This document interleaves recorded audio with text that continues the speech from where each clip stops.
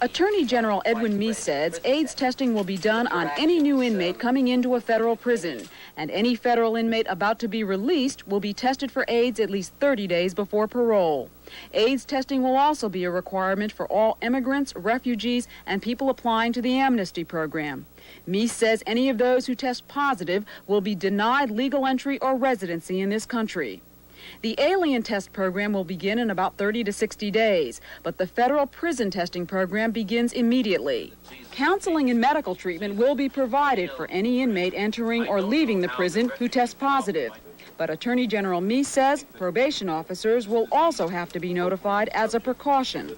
Obviously, that may be a factor in parole decisions. The most important thing, of course, that we want to do is to counsel the inmates themselves as they're leaving prison so that they can take the proper precautions not to transmit this disease to others. And Meese says the Justice Department program will also include a clearinghouse of information for law enforcement officials on how to handle criminals with the AIDS virus.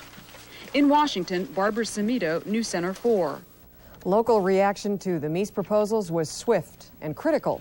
Dorothy Ehrlich of the American Civil Liberties Union. There's a general belief among the public health community that proposals like these will do danger to the public health. What they mean is that more people will go underground.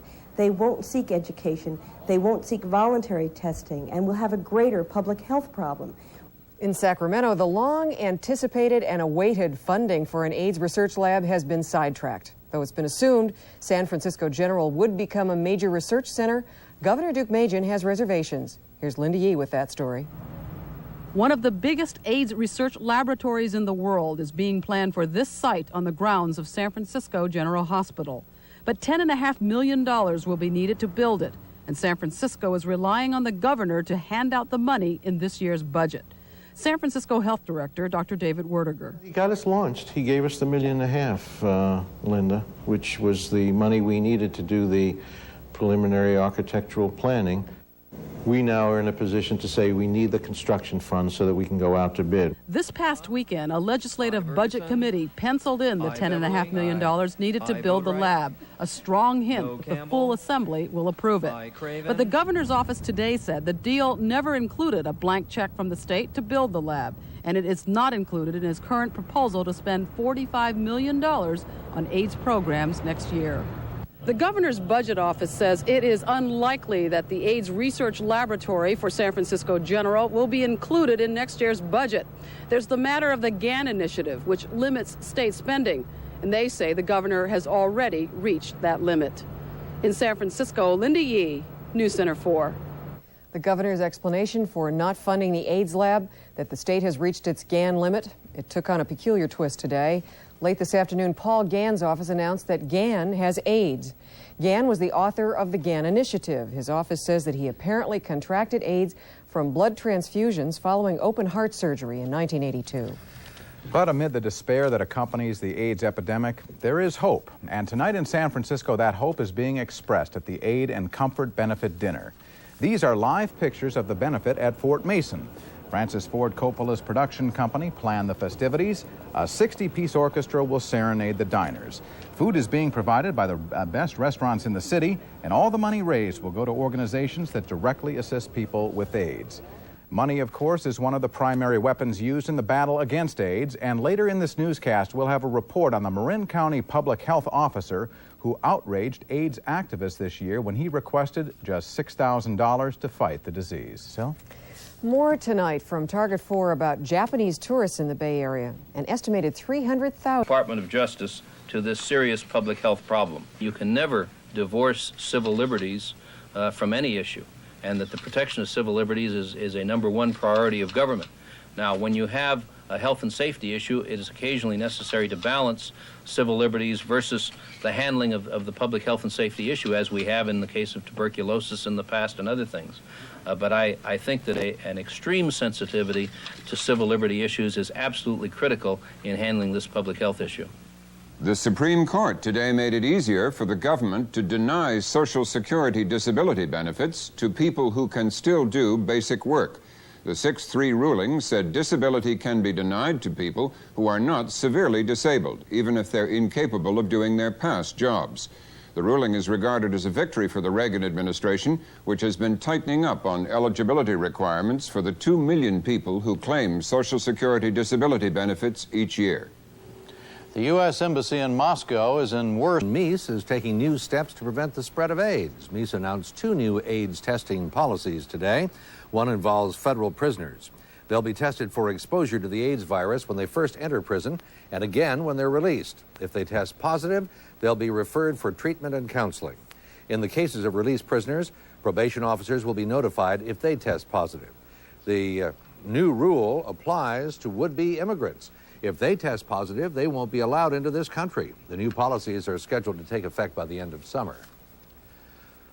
Word tonight that the tax crusader who co-authored Proposition 13 has AIDS.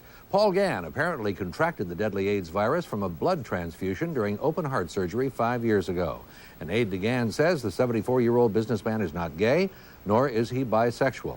Now Gann says he's planning a new campaign, this one to fight AIDS. AIDS research could be getting a big boost right here in the Bay Area. A state legislative committee has approved a $10 million plan for a new research center at San Francisco General Hospital, although the plan still has to get the green light from the full legislature and the governor. Our Dave Bryan reports that supporters are envisioning a world-class facility. The proposed AIDS center would not replace existing individual research labs like this one at the University of California, San Francisco, but would bring together scientists from around the world who are studying AIDS from different angles and whose discoveries, in the words of San Francisco Health Director Dr. David Werdiger, might complement one another if put side by side. It's some time to collect many of the best scientists, bring them together, have them in one spot, working together, so they all spark off of one another. To make room for the lab, 2 new floors would be added on top of the existing Pathology and Research Center at San Francisco General Hospital. This should be the best research institute for AIDS research in the world. The Research Center is the brainchild of University of California, San Francisco medical professor Dr. Merle Sandy, the chief of medicine at San Francisco General Hospital. My perception is we have to pull out all the stops. If we're going to solve the problems of AIDS, we have to really focus at a basic level. The center cleared a major hurdle this past weekend when a joint legislative committee approved $10.5 million in next year's budget for its creation. Now its supporters hope the center survives a legislative struggle between the governor, who's included no money in next year's budget, and the legislature. Coming on the heels of last week's International AIDS Conference in Washington, the Research Center proposal adds to the growing sense of urgency that progress in understanding AIDS must become a top national priority. In San Francisco, Dave Bryan, Channel 5 Eyewitness News. Supporters of the AIDS Research Center say Governor Duke Majan should share in the credit for its establishment. More than $1 million in seed money to design the center was in this year's state budget. Money to actually build the center is not in next year's budget because supporters say that's because the cost estimate was completed too late to be included. Mac. Right now, some of the biggest names in show business are gathering in San Francisco for the Aid and Comfort benefit. The performing artists and some of the top culinary establishments in the Bay Area are contributing their talents to raise money for AIDS, the fight against AIDS. Barbara Rogers is standing by live at Fort Mason with the latest on the all-star lineup. Barbara? Well, Dave, the doors opened here about 20 minutes ago, and as you can hear and see, the party has already begun. Right now, the guests are enjoying some champagne and some hors d'oeuvres, and this event has been in the planning for about 2 years. When it began, people were thinking it was going to be a sit-down dinner for about 300 people. What they're going to have here tonight instead is a star-studded show and a sit-down gourmet dinner for about 1,000 people. You can imagine that a lot of planning and work has gone into tonight. The pieces were all falling into place today for an AIDS benefit unlike any that has been tried before. The Aid and Comfort Dinner and Show marks the first time those in the restaurant industry have banded together to help people who have AIDS. No one knew for sure if it would all work, but today it was working. This morning, Fog City Diner chef Cindy Paulson and her crew were preparing 528 pints of fresh strawberries and blackberries, 9 gallons of whipped cream, and 1,200 shortcakes. Paulson is one of more than a dozen top chefs who will cook up specialties for tonight's 9-course meal. It's an important issue. People need help. And you can't always give money. Sometimes it's much better to give work. The benefit tonight is possible because an army of people like Paulson are volunteering their time and talents. Headliners include Boss Skaggs, Carlos Santana, Robin Williams, and Shirley MacLaine. But the people who will make what is mainly a restaurant industry party work are the volunteer cooks and the 400 volunteer waiters. Peter Siegler helped to organize them. He used to be a waiter himself, but had to retire recently when he found out he has AIDS. I feel very, very moved. I think this is just incredible, and I will let people, the waiter, know later how much help and support this is what they're doing today. It gives me probably inner ease for many more years. Now, the tickets for tonight's benefit were selling for $250, and they went up from there. But even if you still wanted to buy one, it's too late because the tickets are sold out. The money that will be raised tonight, and they are expecting to raise between $500,000 and $1.5 million, will go to organizations that are helping AIDS patients like Shanti Project and the AIDS Foundation. Reporting live from Fort Mason, I'm Barbara Rogers. Dave, back to you. Thank you, Barbara. An hour of tonight's Aid and Comfort Benefit Show will be broadcast on KQED. That's beginning at 9 on Channel 9. Still ahead tonight, for AIDS, both when they enter prison and when they leave. And he said the results might be shared with prospective employers. Meese said new immigrants to this country also will be tested for AIDS, and they will be denied entry if they test positive. New York City Mayor Edward Koch today said that his city will soon try a new weapon against the spread of AIDS, an advertising campaign telling people that the best way to fight AIDS is sexual abstinence. Koch says it is needed because, in his words, there is no such thing as safe sex. Pope John Paul II greeted by Polish leader Jaruzelski as he arrived in Warsaw today. It's John Paul's third visit to his homeland since he became Pope, and he immediately called for more respect for human rights and a greater voice for Poles in running their country. Hundreds of thousands of people lined the streets to welcome the pontiff.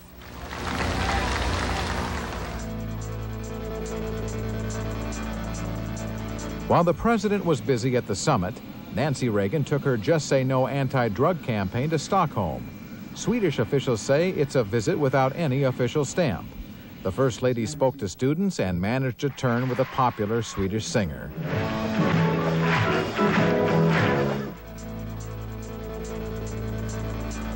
Important historical documents were made public at the United Nations today. More than 500 files documenting Nazi war crimes during World War II were turned over to the Israeli ambassador. They were collected by the UN War Crime Commission. 1,500 more files will be released soon. Dan Bernard, NBC News, Warsaw. Terribly impressed. I'm very proud of you, all of you, and thank you very much. Sweden will show Mrs. Reagan how it has been able to reduce drug abuse among pregnant women. Like Maria, the women voluntarily come to this clinic in Stockholm for a year. 2 counselors work with the mother and her new baby day and night, keeping her away from drugs and leading them toward a new life. We want to give them a new identity, to show them that they are worth something. Sweden boasts a 90% success rate, in part because classes are small, allowing individual attention. The government pays all costs, $75,000 for each mother and her child.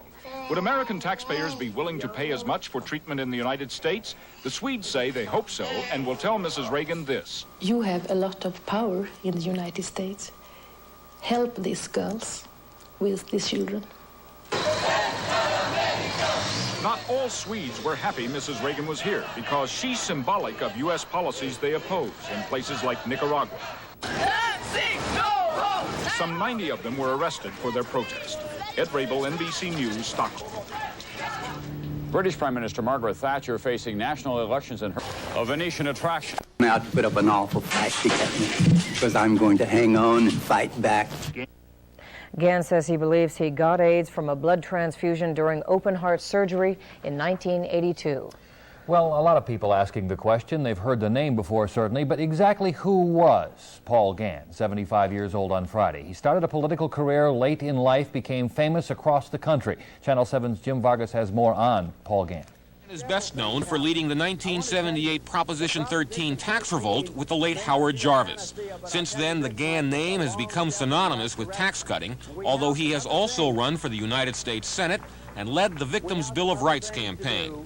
A key Gann campaign argument has always been that elected officials seem seldom to have the taxpayers' best interests in mind. The California legislative body, particularly the majority party, has said to the people of the state of California, go to hell. Gann authored the 1979 spending limit, which only now is beginning to make an impact on state and local government. His most direct attack on politicians came in 1984 when voters narrowly approved Proposition 24, which realigned power and cut back the budget in the state legislature. But it was later declared unconstitutional. It was also around this time, 2 years after heart surgery, that Gann's health seemed on a steady decline. True to his spending limit law, when asked today if tax rebate money should be redirected to AIDS research, Gann said no. This is Jim Vargas, Channel 7 News. There was quick reaction to Gann's illness in the state Senate, where one lawmaker proposed wider testing for AIDS. The medical community has been divided about AIDS.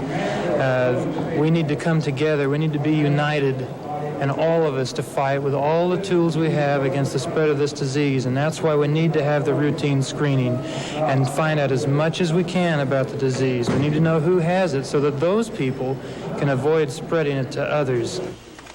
But this is an old idea coming from State Senator John Doolittle. Meanwhile, officials say the number of diagnosed cases of AIDS has dropped for the third straight month. There were 64 new cases of AIDS reported in San Francisco last month, bringing the total San Francisco cases since the epidemic started to over 3,300. Dr. Dina Dell is with us now. Let's go over first what Paul Gann was suggesting. One, a death penalty. Secondly, AIDS testing. You've mentioned before you're for AIDS testing. It's very political, though. Oh, you're against AIDS testing, I'm sorry. And the reason being? I don't think it just won't do any good. It's totally meaningless. It'll drive people underground who have AIDS where we have less control. You know, it's like prostitution in countries where prostitution is legal, like in Germany or in Denmark. Or semi-legal. There hasn't been a single case of AIDS among prostitutes. We know exactly what their diseases are. We can treat them. They have health certificates. And when we drive them underground, like prostitution here in the United States, look at the problem we have. And if I had AIDS, I know the public's not going to accept me if it turned out. I don't believe in confidentiality. I don't think it's going to do any good. If you tested everybody who wanted to get married, you probably wouldn't come up with a couple of cases, even maybe, and you'd frighten a lot of people because of false positives. And more important, you know, ultimately, this is just displacement. You know, yeah, you do support the testing, though. It's the mandatory testing. Oh, it's mandatory testing. Of course, I support testing. People who have AIDS should know about it. But this is the same people who tell us you can't run condom ads on television. You know, so it's just stupid to me. I just don't. I don't agree with it. And senators should stick to politics and let doctors. You know, most of the medical profession is not divided. The medical profession is unanimous in this whole thing. And there's a senator trying to tell doctors their business. They listen to doctors. Maybe we get more progress in this thing. But it's become a very political issue on both sides. Hey, there's an old saying, no science is immune from the infection of politics. You know, and we deal with this all the time in medicine and other sciences like this. All right? All right. All right. Off the soapbox of tonight's story, which also has to do with staying healthy. And that's important to most of us, of course. And many people are actually doing... And it's been... Excuse me. Otherwise, the Lord knows what harm I might have inflicted on my wife. But as soon as we found out about my condition, she took the test herself. Thank God. She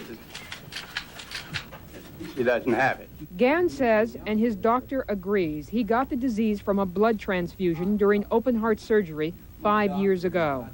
But the question was asked, could he have gotten it any other way? No way in my entire life. As somebody said, who knows for sure? I said, Paul, Gann, and God. Appearing with Gann at the press conference was ultra-conservative State Senator John Doolittle. The senator has introduced legislation that would make knowingly donating blood tainted with the AIDS virus a felony. It's an idea Gann vigorously endorses. I'm a little more severe than John is, but because I think they should be tried for murder, because it's a death sentence. And if you give it to someone knowingly, you just killed someone. Even those who disagree with Gann's ideas on how to combat AIDS today said he showed great courage in coming forward to admit he has it. Paul Gann will be 75 years old on Friday. From Sacramento, I'm Ginger Rutland, News Center 4. This is Linda Yee. There is a way to be absolutely sure you don't get contaminated blood. The Autology Center in Sunnyvale is a place that allows people to store their own blood for their own use in the future. People like Donald Hall, who is scheduled for back surgery next week. I'm doing it simply because the doctor recommended it. He feels more comfortable with it. And it's a good idea. It really is. You get your own stuff back, you're not going to get sick. According to the Centers for Disease Control, the chances of getting AIDS-infected blood are less than 1%. But the recommendation is that people who know they're going to need a transfusion should use their own blood. Storing blood, however, can be expensive. At this center, it could cost approximately $300 to draw, process, freeze, store, and finally thaw 1 unit of blood for use. The cost for standard donated blood from a blood bank is about $78 a unit. Insurance companies will pay for storage costs only if the patient uses the blood. Medical Director Dr. Don Avoy says the business of selling safe blood is the only answer to AIDS and other infectious diseases. We would be here if AIDS were cured tomorrow, because I still think there are a whole list of problems associated with blood transfusion that were there before AIDS was discovered and will be there after AIDS has been cured. So AIDS is only a metaphor for the whole problem. Safety of blood is the real issue. But storing blood for future use is only good for planned operations. If there is an emergency, blood is usually needed right away, and donated supplies from blood banks is the only option. In Sunnyvale, Linda Yee, News Center 4. San Francisco Supervisor Willie Kennedy was rushed to the hospital this afternoon. Mr. Cornett, we will be seeing you very The Pier 45 hotel plan. The Pier's advisory committee says the Port of San Francisco has pressed ahead with the project, but has excluded plans for rebuilding the Fisherman's Wharf fishing harbor. Fishing is a local industry. It's a growing industry. For every one job at sea, there are 7 on land created. It's like a time bomb. If we don't address that issue, the fishing industry will move on to Oakland or Half Moon Bay and other ports. It's an important industry for the city.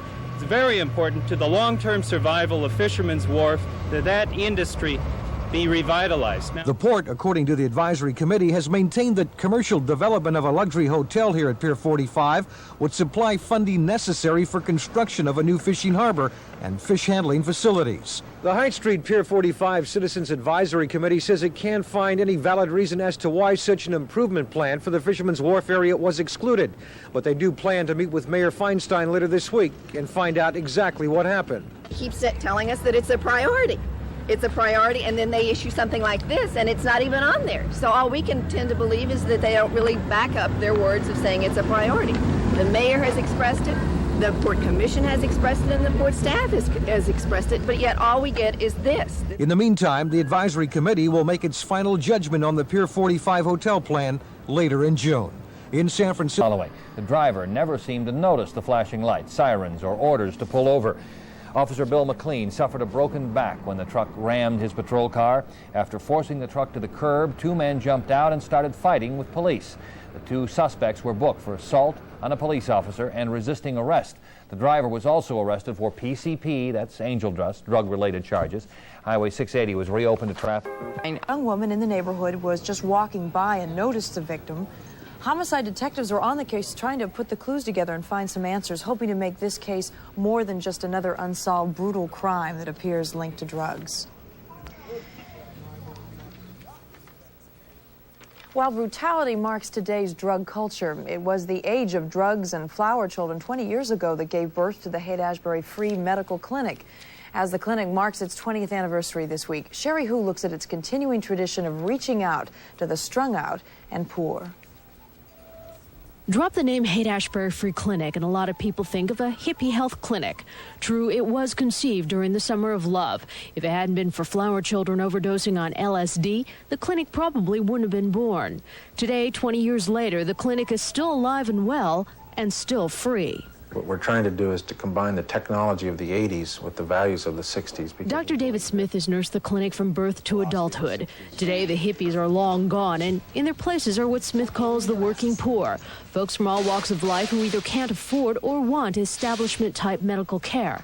Take Posey Tibbin. She says she's been a patient here at the clinic for years.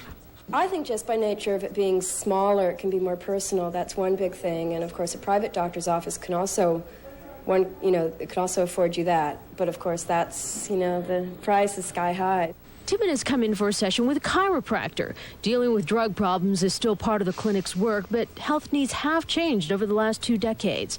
In 1967, the year the clinic opened, it survived on $25,000, mainly donations from rock and roll and passing the hat. 20 years later, and times are still tight, even though a big chunk of the budget comes from government funding. Nowadays, the Haight Clinic operates on a $3 million budget. The philosophy of the 60s is still alive at this clinic, in the same building where it opened its doors 20 years ago this week. In San Francisco, Sherry Hu, Channel 5 Eyewitness News, Nightcast. And tomorrow night, a big fundraiser for the free clinic, a 20th anniversary benefit that will be held at the Great American Music Hall. Tonight, a vote that could mean hundreds of layoffs for the San Francisco Unified. Sacramento today to confirm that a blood transfusion gave him AIDS. Ginger Rutland reports.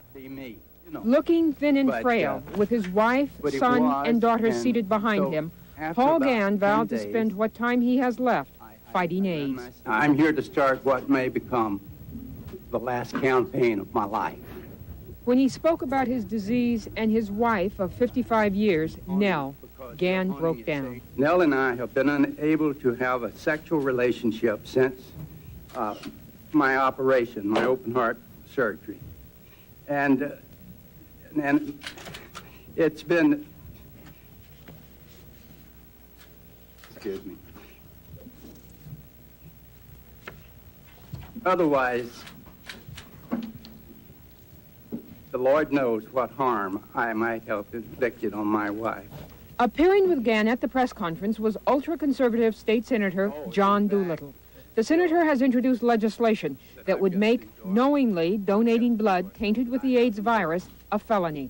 I'm a little more severe than John is, but because I think they should be tried for murder, because it's a death sentence. From Sacramento, I'm Ginger Rutland, News Center 4. San Francisco Supervisor Willie Kennedy is in stable condition tonight at St. Luke's Hospital. She was rushed to the hospital this afternoon after saying she felt faint during a City Hall meeting. Tonight, hospital officials have ruled out a heart attack or a stroke, but there's no word on exactly what the problem is. The 63-year-old supervisor is resting comfortably tonight. The National Cancer Institute released a new atlas today, charting cancer hotspots across the country. NBC's Robert Hager reports. For white men, it shows high death rates, 2 per year out of every 1,000 men, concentrated in the urban East, from Maine and the Boston areas, through New Jersey, Baltimore, and Washington, to Charleston, South Carolina, and Jacksonville. And in the industrial heartland, Buffalo, Pittsburgh, Cleveland, St. Louis, and the Mississippi Valley. By contrast, the entire West has lower than average cancer rates for men. And for white women, the pattern of concentration in the Northeast is still more pronounced. A separate atlas on black men and women will be ready next year. The problem in urban areas may come from more cigarette smoking, more exposure to industrial and chemical pollution, and more exhaust, but researchers aren't sure. But the maps show fewer differences in death rates in the latest survey as society becomes more mobile and variations in regional lifestyles disappear. Robert Hager, NBC News, Washington. Well, San Francisco may be a healthier place tonight thanks to a holdover from the Summer of Love. The Haight Ashbury Free Clinic opened 20 years ago, and it's still going strong. News Center 4's Carl Sonkin with that story. 20 years ago, Dr. David Smith walked down Haight and watched the street kids taking the same chemicals he was researching at UC Med. So he decided the Summer of Love might have a fall hangover, and with a $500 loan, opened a free medical clinic. And in the 60s, it was rock and roll, benefits. We were open 24 hours a day, and it was all in one building. He's never been intubated or... Now there's a paid staff of 60, including medical interns and 400 volunteers, and a $3 million grant budget, as well as a low-cost pharmacy and medical laboratory located in 5 Haight Ashbury buildings. But medical care is still free here. We still adhere to the values of the 60s. Our philosophy is health care is a right, not a privilege, and we're proud of our heritage. Street people still come here, but they're not alone. We see a lot of students. We see people with part-time jobs who really can't afford to come up with $40 or $50 for a doctor's visit. The free clinic pioneered treating drug addiction as a disease. Now they deal with the killer AIDS epidemic, and doctors like the real Flash Gordon try to keep a sense of humor. I live 2 blocks up the street. I don't have to find a parking space. The sign warning, no holding, no dealing, no using dope, and no pets was one way the Haight Ashbury Free Clinic used to protect itself from police raids in the old days. Well, these days, the problem isn't cops, but not enough cash and not enough volunteers, as the clinic starts its second 20 years. I'm Carl Sonkin, News Center 4. And the town took him in. Dan's been an excellent citizen. His, besides the fire department, we've got the preschool, we've got numerous other community functions that are mostly operate on volunteers because of the size of our area, and Dan's been involved in most of those. Dan Haywood, a carpenter by trade, turned out to be one of the town's outstanding citizens. He is the assistant fire chief on call around the clock. At his own expense, he took courses in emergency medical treatment and has saved several lives. Bill Selby, who runs the general store, says Dan saved his life after a heart attack. I think the administering of the first aid that Dan gave me is right at first, right in the beginning, before anybody from the ambulance got there, I think is what really kept me alive. They say Dan Haywood was on the scene in 5 minutes after getting the call that an 8-year-old boy had been pulled from the river unconscious. It's a 100% recovery. We feel it's one of our winners. Yeah, kid's fine. He's doing good. So the town was shocked on April 2nd when the sheriff came and arrested Dan Haywood and charged him with murder. A federal prisoner in Florida said Haywood told him he killed a man in 1970. The prisoner also led deputies to the skeletal remains of a man in Monterey County. Haywood said he didn't do it, and the town believed him. Dan, like I say, has never made any bones about the things he did and never hidden any of those things. So when he come up with something he didn't do, we say, you know, this is wrong. I don't think he's guilty of it, but... Would you support, are you supporting him? Yes. They raised $8,000 for his defense fund with raffles, bake sales, and a dance, and they helped put up $45,000 bail, some people using their homes as security. The townsfolk say that Dan Haywood has become a vital part of this community. They say he's a friend, and they're going to back him all the way because they want to keep him here. From Petrolia, I'm Ben Williams, Channel 5 Eyewitness News. Dan Haywood is scheduled to appear in court tomorrow for a preliminary hearing on murder charges. And still ahead tonight, Joel Bartlett will be here to give... Career, she's already a Hollywood star.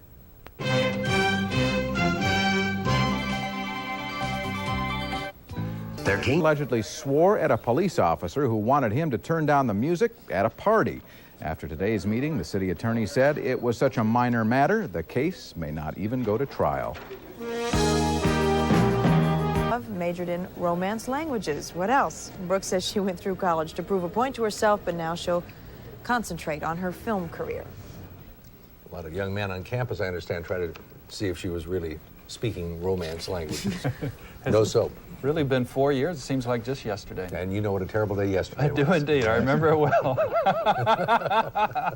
So she's all grown up and graduated, and life goes on. They're looking good, too. The weather here? They're cute at that age. Anyway, the weather here is pretty good, if you don't mind. Rioting across the Berlin Wall in East Germany. For the past 3 days, East German students have flocked to the wall to hear the music of David Bowie, the Eurythmics, and Genesis, who were playing on the other side. Last night, when protesters began chanting, "Tear down the wall," East Berlin police dragged away dozens of demonstrators. Actor Bruce Willis met with the city attorney in Hollywood today and got some good news. Willis will not be charged with battery for his role in a confrontation with police last month. Willis was arrested during a loud party at his home, and after a 90-minute meeting today, a prosecutor said he wants to speak with the actor's neighbors before and until he files charges of disturbing the peace. Well, if there's one thing that even a 450-pound sumo wrestler can do nothing about, it's the weather, and Peter Giddings says it. The A's. Top of the sixth, there's Young. Boom, strikes out Kenny Williams.